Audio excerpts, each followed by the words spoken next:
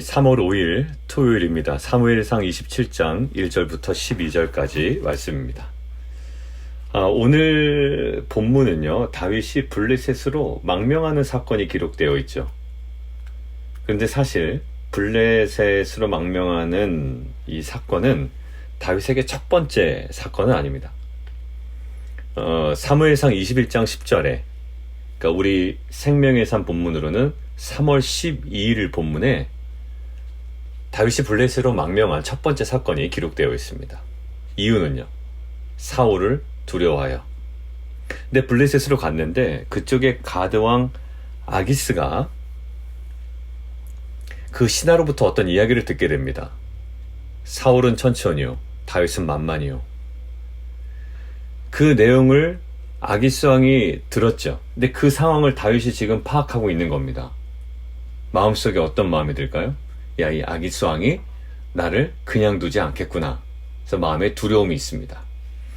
그래서 다윗이 선택한 것이 침을 흘리고 미친 척을 하는 거죠. 그래서 그 가드 왕의 그 아기스가, 야, 어떻게 이런 놈을 나에게 데려왔느냐? 거부당합니다. 그래서 그곳을 떠나 도착한 곳이 아둘람 굴이었죠. 그러니까 첫 번째 블레셋으로의 망명 사건은 그런 해프닝으로 끝났습니다. 그리고 오늘 두 번째네요. 자, 오늘 두 번째, 다윗이 블레셋으로 망명하게 된 이유에 대해서, 그 동기에 대해서 오늘 1절에 이렇게 나와 있습니다. 여기 가만히 있다가는 사울의 손에 붙잡히겠다. 그리고 그 손에 붙잡혀서 죽게 될지도 모르는데 내가 블레셋 사람의 땅으로 도망가는 것이 낫겠다. 그러면 사울이 나를 추격하는 것을 아마 단념할 거야 라는 것이 지금 다윗의 계획이었습니다. 계산이었죠. 계산대로 됩니다. 피신에 있었고요. 6절, 아기스가 그날에 다윗에게 시글락을 줍니다. 그 땅을 허락해 주는 거예요. 그래서 그곳에 1년 4개월 동안 머물게 되죠. 계획대로, 또 예상대로, 또 계산대로, 또 정확하게 적중합니다. 그리고 나중에 보면 다윗이 그 가드왕 아기스가 좋아할 만한 일을 거짓으로 이야기합니다.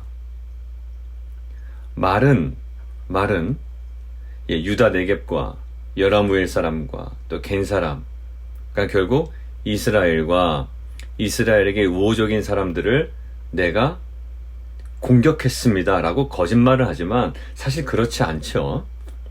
근데 그런 거짓말로 가드왕 아기스의 마음을 다윗은 삽니다.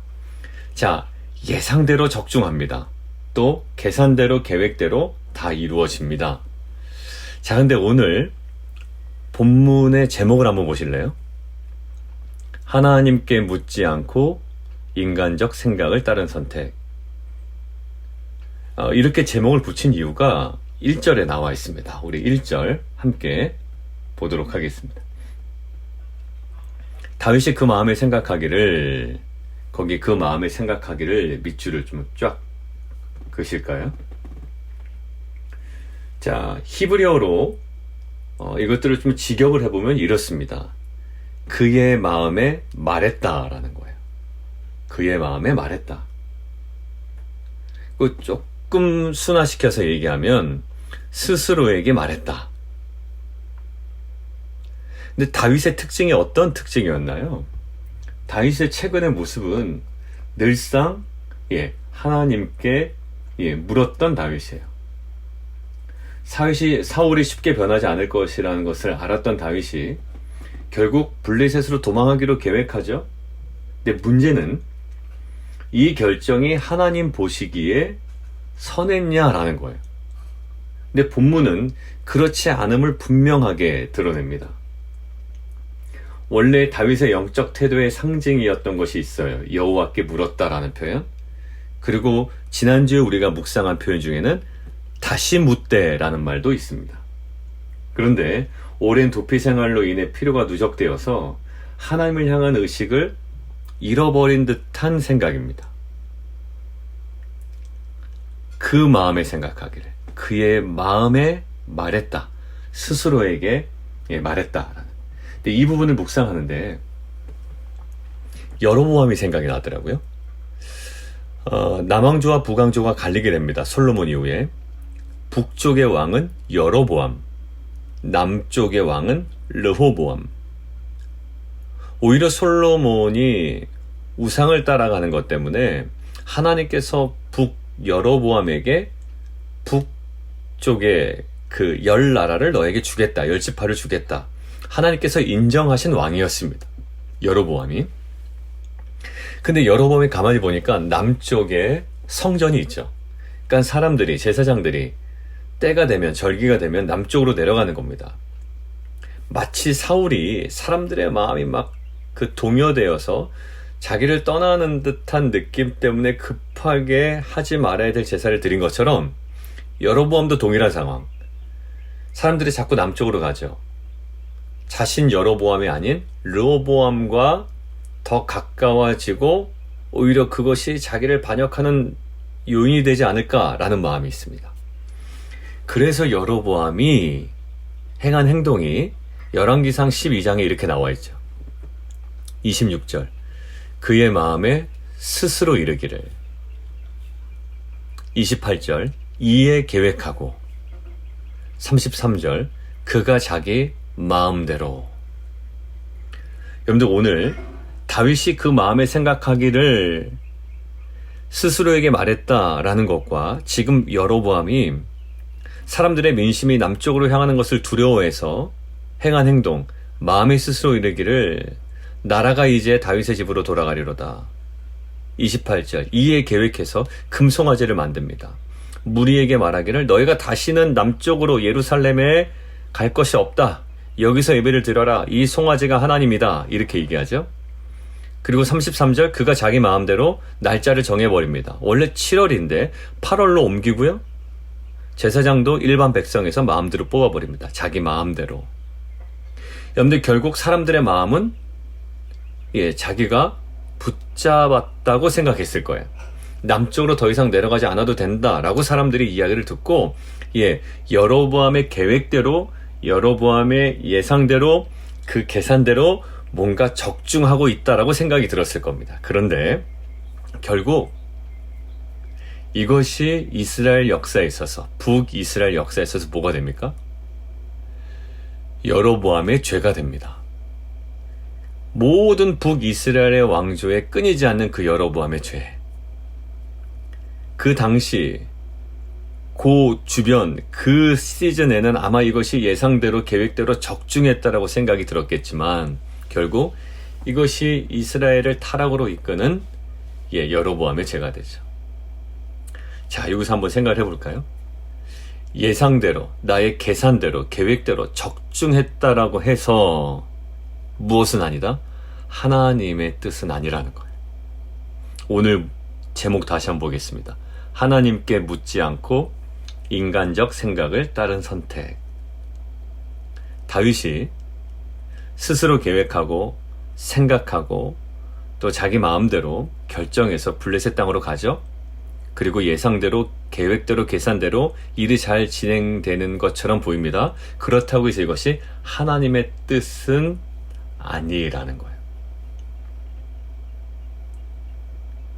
다윗에게 있어서 가장 중요했던 건 뭐냐면 그의 영적 태도 중에 단 한 가지였습니다. 하나님을 향할 특별히 여호와께 물었다라는 표현, 그리고 다시 물었다라는 표현. 근데 지금 오늘 본문에서는 전혀 나타나고 있지 않습니다.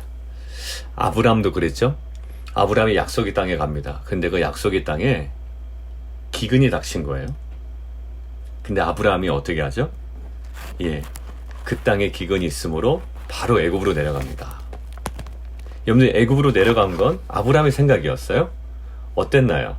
아브라함의 계획이었고 아브라함의 계산이었고 아브라함의 예상이었습니다. 생각이었고요. 예상대로 적중했습니다. 자, 16절. 이에 바로가 그로 말미암아 창세기 12장 16절인데 아브라함을 후대함으로 아브라함이 양과 소와 노비와 암수 나귀와 낙타를 얻었다. 너무 자기의 계산대로 잘 이루어지고 있는 거예요. 자기 아내를 누구라고 속입니까? 누이라고 속이죠. 스스로 계획하고 마음에 스스로 이르기를 그가 자기 마음대로 그렇게 계산을 했고요. 예상을 했고요. 그 예상과 계산대로 후대함을 입었고 양과 소와 노비와 암수 나귀와 낙타를 얻었습니다. 그렇지만 어떨까요? 하나님의 뜻은 아니었습니다. 오히려 여호와께서 그 일로 그 바로의 집에 재앙을 내리셨다라고 바로 이어지는 본문에 나타납니다. 여러분들, 우리가 우리의 삶을 조금 돌아보는 시간이 되었으면 좋겠습니다. 급하게 내가 계획하고 계산한 것들이 있어요. 사업을 해볼까? 어떤 직장에서 내가 이런 위치에서 뭔가를 추진해 볼까? 아니면 저 사람을 내가 이러한 말로, 어떤 나의 영향력으로, 아니면 나의 이러한 어떠한 계획으로 또 모든 것들을 해결해 보려는 우리의 좀 어떤 조급함도 있습니다. 그런데 문제는 뭐냐면 그 모든 것들이 너무 예상대로, 계획대로, 계산대로 잘 되는 거예요. 그때 우리가 빠질 수 있는 함정, 하나님의 뜻이구나 라는 생각이죠. 근데 아브라함도 자신의 계획대로 애굽으로 내려가 자신의 생각대로 아내를 누이라고 속이고 자신의 생각대로 후대함을 입고 많은 것들을 누렸지만 결국 하나님의 뜻은 아니었죠. 여로보암도 자신의 생각대로 마음에 스스로 이르기를 계획하고 자기 마음대로 금송아지 세우고 산당을 세우고 날짜도 바꾸고 사람들을 북쪽에 가두는 데는 예상대로 계산대로 성공했지만 결국 그것이 무엇이 되었습니까? 여호와 앞에 죄가 되었죠. 오늘 다윗도 마찬가지입니다. 그 마음에 생각하기를 붙잡힐 거야, 도망가면 될 거야, 그러면 사울이 나를 찾는 것을 포기할 거야. 내가 이렇게 가드왕 아기스에게 이렇게 거짓말로 하면 그의 마음을 얻을 수 있을 거야. 온통 자기 생각이었습니다. 결국 죄가 뭘까요? 에덴 동산의 죄는 하나님을 주인된 자리에서 떠나는 거죠. 하나님께서 진정한 주인 되시. 그리고 내가 그냥 왕이 되는 겁니다. 내가 왕이 될 때에 가장 중요한 나타날 수 있는 현상이 마음에 스스로 이르기를 판단하고요, 이에 계획하고요, 그가 자기 마음대로 모든 것들을 주도해 나갑니다. 그리고 무엇까지? 예상대로 모든 것들이 적중되고 계산대로 모든 것들이 이루어지는 느낌이 들 때 하나님의 뜻이 거기 있었다라고 우리가 스스로 위로하지만 사실 아브라함도 여로보암도 오늘 다윗도 그렇지 않았다라는 거예요. 오늘 우리가 함께 좀 기도했으면 좋겠는데요.